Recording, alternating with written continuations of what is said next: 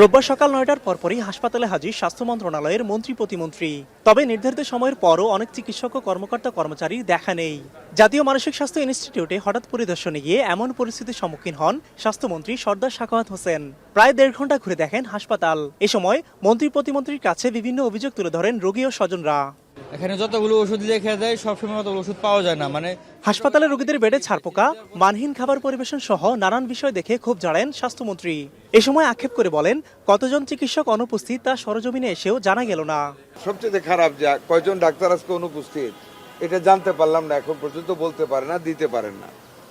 Doctor দেরিতে আসে এটা খবর রাখে না। এই জন্য আমরা বলেছি আমরা নেক্সট উইক আবার যে কোনো দিন 8টার সময় এসে দাঁড়ায় থাকবো, ফিজিক্যালি দেখবো কয়জন ডাক্তার আছেন বা কয়জন ডাক্তার নেই। স্বাস্থ্য খাতে নানা চ্যালেঞ্জ থাকলেও কোনো বিষয়ে ছাড় না দেওয়ার কথা জানান স্বাস্থ্য প্রতিমন্ত্রী ডাক্তার A.M. মুহিত।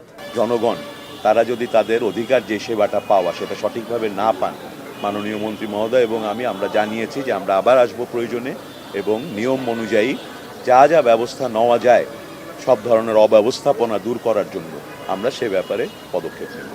এদিকে রোগী ও স্বজনদের বেশিরভাগ অভিযোগ মেনে নিয়ে দোষ স্বীকার করতে দেখা যায় জাতীয় মানসিক স্বাস্থ্য ইনস্টিটিউটের পরিচালককে।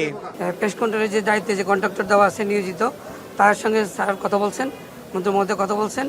তো উনি উদ্যোগ নিচ্ছেন, ওনাদেরকে আমরা বেশ 2-3 মাস যাবতীয় বিল আটকায় রাখছি ওনাদের কাজ ঠিকমতো না করার কারণে। অন্যদিকে রোগীদের হয়রানি এবং দালাল দৌরাত্ম্য কমাতে অভিযান চালায় র্যাব। হৃদরোগ, নিটোর ও সোহরাওয়ার্দী হাসপাতাল থেকে 20 জন দালালকে গ্রেপ্তার করা হয়।